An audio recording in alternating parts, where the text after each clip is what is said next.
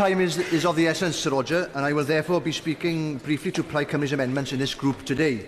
They are new clause 158, new clause 159, new clause 160, new clause 162 and amendment 90. And with your permission, we are very much hoping to push new clause 158 to a vote. The bill as it stands is the biggest job-killing act in Welsh economic history. It may be short, but it's loaded. Loaded with a Brexit that pays no regard to the promises made during the Vote Leave campaign. This is not a bill that ratifies the referendum result. It's a bill that endorses the UK government's Brexit plan. We don't accept that the Prime Minister's extreme Brexit is what drove people to vote leave. They were swayed by a torrent of false promises, and new clause 158 is designed to hold the Brexiteers' feet to the fire.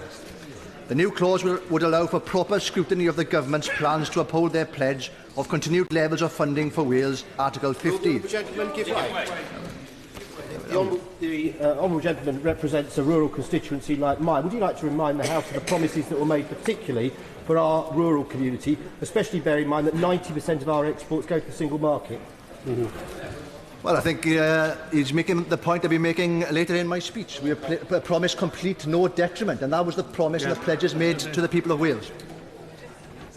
I thank the honourable gentleman for giving way, and I can offer my full and wholehearted support for new clause 158. To show my new clause 157 wasn't selected, similar intent. And does he agree? Does he share my concern that, despite repeated questions to the government, they have refused to guarantee that Wales will not be left a penny worse off as a result of leaving the European Union?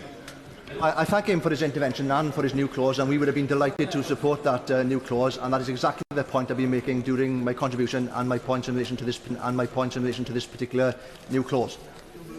I'm grateful to the honourable gentleman for giving way, and further to the point made by my honourable friend, the member for Cardiff South and Penarth.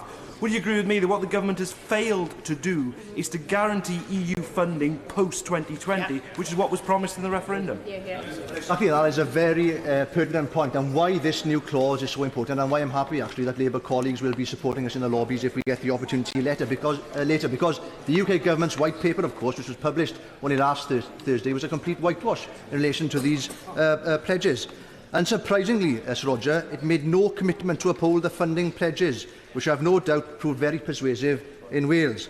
And let's remember that the estimated net benefit, and I emphasise net benefit, from the EU for Wales in 2014 was around £245 million, and that's equal to around £79 per head. We will not accept a penny less from the UK government, because that was the specific pledge of the Leave campaign in our country, not one single penny less. After all, the leader of the Conservatives in Wales, just over a week before the vote, and to huge publicity, said that, and I quote, "Funding for each and every part of the UK, including Wales, would be safe if we vote to leave." This statement was made following an open letter written by Tory frontbenchers, some of whom have been promoted to the Cabinet and hold Brexit portfolios. They made the same promise. I'm grateful to the honourable gentleman giving way, and I too will be supporting his amendment 158 this evening in the lobbies if it's called, and also I would have supported 157. He's making the important point. Does he agree in this group of amendments what we're talking about is that the Joint Ministerial Committee would be a vehicle where Welsh First Minister, on behalf of the Welsh Assembly, would be able to make that case and hold the government to account? No, I welcome the honourable gentleman's intervention, and I will be supporting that new clause put forward by the Labour Party front bench in this group if that's pushed to a vote. And he's completely right, because at the moment the UK government ministers may as well go into those JMCs with their headphones on their iPods on. They don't have to listen to a word that the Welsh government say, or the Scottish government say, or the representatives from Northern Ireland, because there's no leverage to what is discussed in those GMC, and we need to firm up those processes. The extreme Brexit favoured by the UK government takes no account of the economic geographic divergence which exists within the British state. The Welsh economy is heavily driven by exports, and 2/3 of our goods go to Europe. To willingly block these vital economic arteries would be an act of calamitous self-harm. 200,000 jobs in Wales are sustained by our trade with Europe, and as someone whose job it is to represent the interests of my constituents and compatriots, I have a responsibility to do all I can to mitigate this bill's intentions. This brings me to new clause 159, which requires the government to explore a differentiated deal for Wales within the European Economic Area. The unprecedented task that lies ahead for the UK will inevitably require flexibility and indeed imagination. We have made clear on a number of occasions that if the UK Government gives us the assurance that Wales will keep its membership of the single market and the customs union, then we will support the bill. The Government has already conceded, and rightly so, that flexibility will be required to avoid a hard border between the Republic of Ireland and Northern Ireland.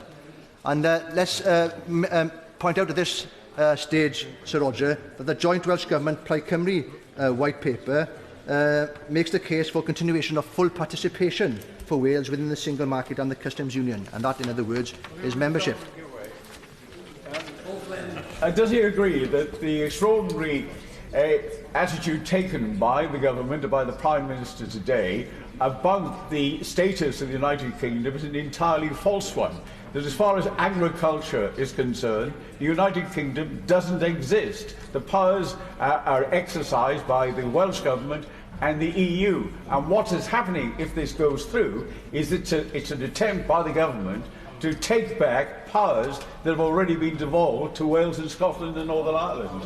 Well, the right honourable gentleman, as always, is totally correct, and I will be getting to that point later in my speech when I talk about shared competence and perhaps some of the constitutional reforms that will have to be made following Brexit. In a similar manner, concessions have reportedly been made for certain sectors of the economy, and we've already heard those sectors mentioned in the debate, not least Nissan in Sunderland, of course, and as we would expect, the City in London. Through tabling this amendment, we are calling on the Government to show Wales similar levels of consideration by committing to consult on a territorial exemption when the Prime Minister drags the UK out of the single market. I do thank the honourable member for giving way. I asked last week whether there could be guarantees in relation to tariffs for Ford, that there would be no tariff for Ford engines built in my Bridgend constituency being exported into Wales.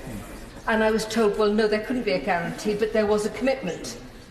Is a commitment good enough for Wales? No. Is it good enough for the United Kingdom, given that we are now 1.8 trillion in debt, a national debt that is growing by over £5,000 a second? No, the honourable lady is completely right to talk about the fears for Ford in Bridgend, which is a major employer, and I pay tribute to the courage of her convictions last week when she voted against the Labour whip. Vote Leave campaigned on a platform of sovereignty. They claimed they wanted decisions made as closely to the people as possible. New Clause 160 would allow precisely that to happen. It would require the National Assembly for Wales to endorse any final agreement on the terms of exiting the European Union, thereby ensuring that Wales is fully involved in the process and its needs are met. The Supreme Court ruling, which has been referred to in this debate tonight, which concluded that the Sewell Convention has no legal weight, confirms our long-held suspicion that devolution and the very principles it champions is built on sand. Indeed, the UK Government, in its submission to the Court, went out of the way to emphasise the supremacy of this Westminster Parliament over the devolved parliaments. Within the UK, Sir Roger, it seems that some parliaments are more equal than others. Indeed, the Supreme Court ruling is why NC 160 is needed. If the British state is a partnership of equals, this is the opportunity of the UK Government to prove it. The Prime Minister, however, quite obviously recognises there is a political duty on her to consult with the devolved administrations, if only to save her own reputation. After all, she does not want to go down in history for breaking up two unions. Without the leverage of a vote on the final terms, then Wales's input holds no weight. The Brexiteers are ploughing ahead with their hardest of brutal Brexits. The Prime Minister's plan speech on the 17th of January this year, may I add, was before Plaid Cymru and the Welsh Government had an opportunity to submit their white paper for consideration. Both New Clause 162 and Amendment 90 deal with the issue of repatriated powers and the constitutional future of the British state. On the UK's withdrawal from the EU, powers will be repatriated to the UK, the point made by the member for Newport West. A determination will need to be made about those powers which are in devolved areas. At the moment, there is little experience within the British state of shared competence. Serious thought and consideration needs to be given to the future of the UK's constitutional structures. We are in danger of constitutional turmoil, if not. Powers... The honourable gentleman is making an important point, and does he not agree with me that the problem, I think, with some of the speeches we've heard from the opposite side tonight is that they simply do not get that this is not a unity constitutional state anymore. We have those separate administrations. How is the UK internal single market going to work? Has the government given any thought to these things? I don't think they have. Does he agree with me? I completely agree with the intervention, and that's why I think our new clause 162 is important in having that the wider debate. It seems to me that members opposite are riding complete roughshod over the views of members of Parliament representing Wales and Scotland, and I think that's a very, very dangerous precedent. Thank the honourable gentleman for giving way. In all his remarks, he skates over the fact that this was a United Kingdom referendum, and the people of the United Kingdom voted to leave the European Union. And what's more, the people of Wales voted to leave the European Union. He ought to respect who made that decision as much as the people of the United Kingdom. Well, Sir Roger, I'm not questioning the referendum result. I'm trying to work out what happens next in the interests of all the people that I represent in Carmarthen and the people of my country, Wales. Powers repatriated which straddle both devolved and reserved subject areas must be dealt with effectively, and the National Assembly must retain its autonomy. By taking back control, the Prime Minister must not mean rolling back on devolution. New clause 162 would provide an avenue for this by committing the UK Government to conduct a review into the UK's constitution.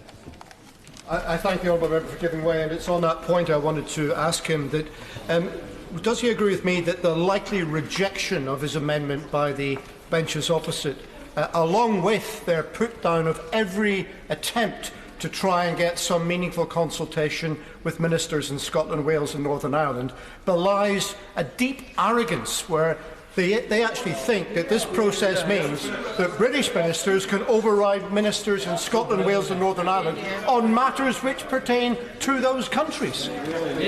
Well, I'll go further than the honourable gentleman, and I agree with exactly what he says. I think my great fear is that Brexit will be used by the UK Government and by the Conservative Party to derail and undermine devolution in its entirety. Yeah. In a similar manner, Sir Roger, Amendment 96, clarity regarding laws repatriated from the EU. I don't usually make a habit of quoting the leader of the Conservatives in Wales. I hear what the member is saying, but does he agree with me? But what we need more than anything else at this moment is mutual respect of the devolution settlements and be doing our best to achieve consensus wherever possible.